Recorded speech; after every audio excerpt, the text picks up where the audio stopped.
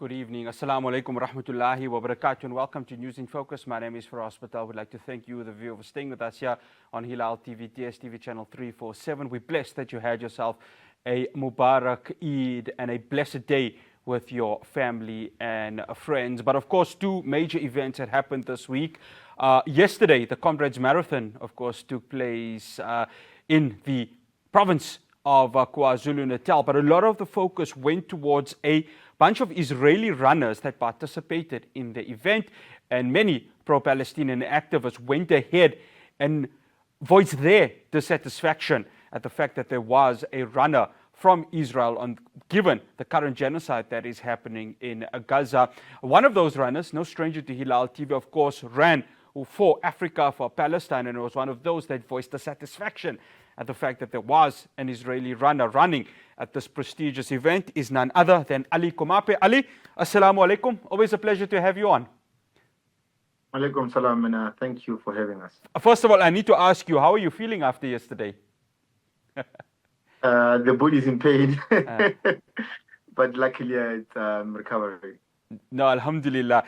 Ali, you running, of course, for Africa4Palestine, given that we are 18 months, I beg your pardon, into this genocide, how important was it for you to run for Africa4Palestine to raise awareness from that organization's point of view?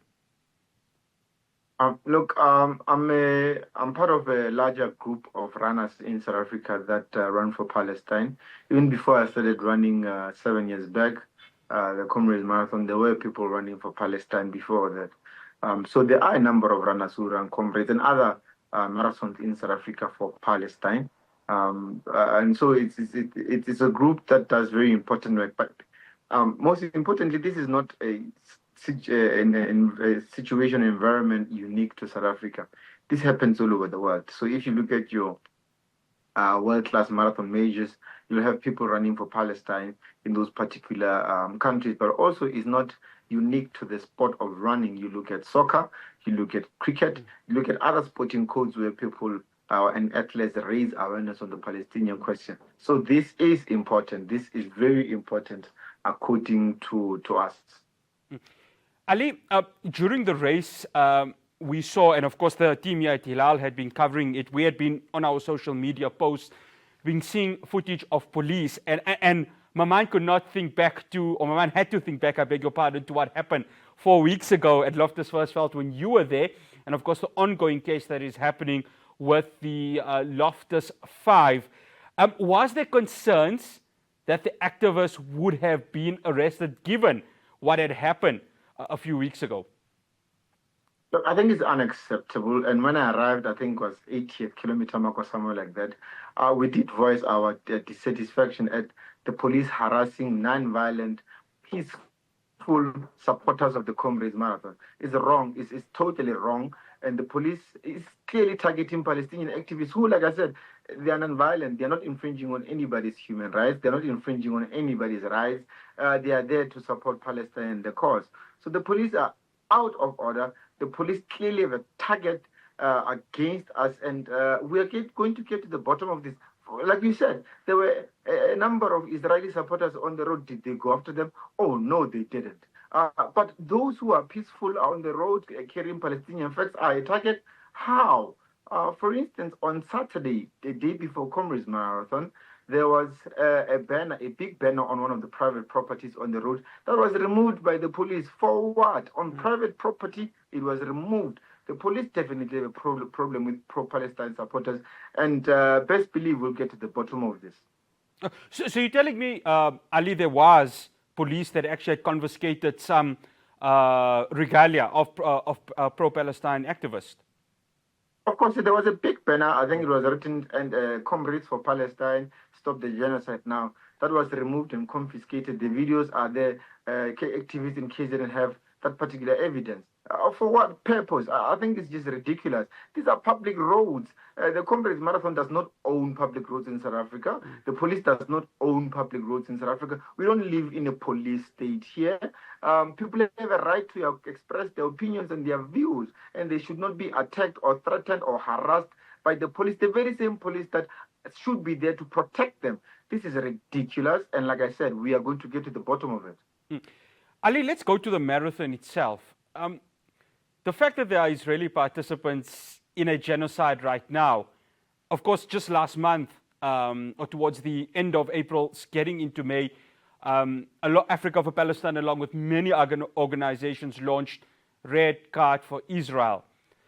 Is there a sense of disappointment that, given this campaign and the strong support for its movement, that the fact that there was still Israeli runners that were able to participate, given that its government continues to perpetrate this genocide, allow settler attacks in the occupied West Bank? And just yesterday, of course, we saw that Freedom Flotilla being seized by the Israeli occupation forces. Look, this presents a number of contradictions. The first one is that when Russia had its military operation with Ukraine, Russian athletes were banned from the Comrades Marathon. In 2002, there were court cases flying around and so on. So why would you allow those who are, perpetrating genocide in Israel to participate, but when it's Russians, you have a different view? Secondly, our government has taken Israel to the International Court of Justice, accusing it of a genocide, presenting to the court with overwhelming evidence that what's happening in Gaza is genocide. You cannot now allow Israel. By the way, these are not ordinary Israelis that are in this marathon. These were soldiers, reservists and others, but nonetheless soldiers. How do you allow them to get into the Comrades Marathon? Number two, why were they allowed into the country? And I think these are the questions that we are going to ask to the government. Why were they allowed in the country? In fact, others are saying these guys should have been arrested at the airport once they arrive here because they are criminals. They are war criminals as according to the government. The government says these people are war criminals, but yet they allow them in the country, yet they allow them to run our prestigious races that are done in South Africa under our name. So it presents a number of contradictions.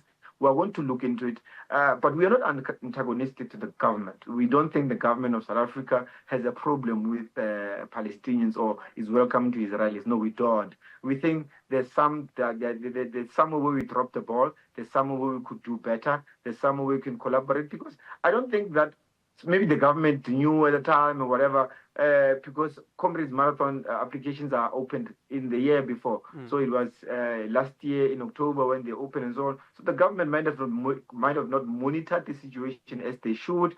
But this is a government that is caring for Palestine. This is a government that has shown that it pledges solidarity with Palestine. It's not antagonistic to either Palestine or Palestine supporters in the country. So we'll have a conversation with the government to help each other. Where can we complement each other into making sure that we isolate apartheid Israel and its officers? Ali, one final question. What we saw yesterday, was strong support for Palestine. We saw a young girl, give her comment, and she could have been young as 10 years old, give her comment on the importance of solidarity for Palestine. So even though the runners were there, one can say that the activists really made things very uncomfortable for those Israeli runners. Oh, wonderfully. So I think there was one time where one runner ran a good 500 meters or so with them telling them where to get off. Support for Palestine in South Africa is quite phenomenal for us. It's something I've never seen. It's something that maybe you can't explain. I always say this, that if you were to ask South Africans, ordinary South Africans, where Palestine is on the map, this is not a geographic question or in academic exercise, where is Palestine on the map, they won't show you. But in what they know in their hearts and in their minds is that there's something wrong happening in Palestine. Palestinians are under an occupation by Israelis. There's apartheid, therefore we love and support Palestine, and that's what they know.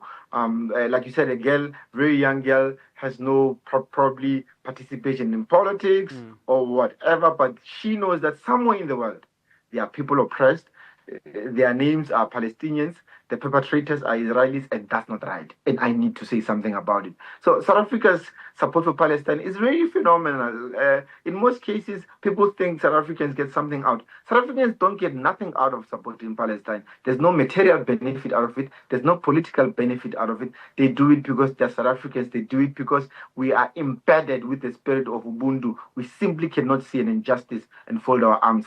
That is not us. Ali, you get some rest, mate. You truly do deserve it after running just over 8 hours. He told me that on air, a true Iron Man right over there. Ali, as always, Jazakallah for joining us. Wa alaikum salam. Always a pleasure to be with you, Faraz. Salam. That's Alie Komape, Africa4Palestine. Clocked a very good time, I must say, with regards to his run. After the break, it's all about the Freedom Flotilla, which was seized by the Israeli occupation forces. I'll be having my comment up next, and immediately after that, I'll be chatting to Ismail Mullah from the Freedom Flotilla, South Africa.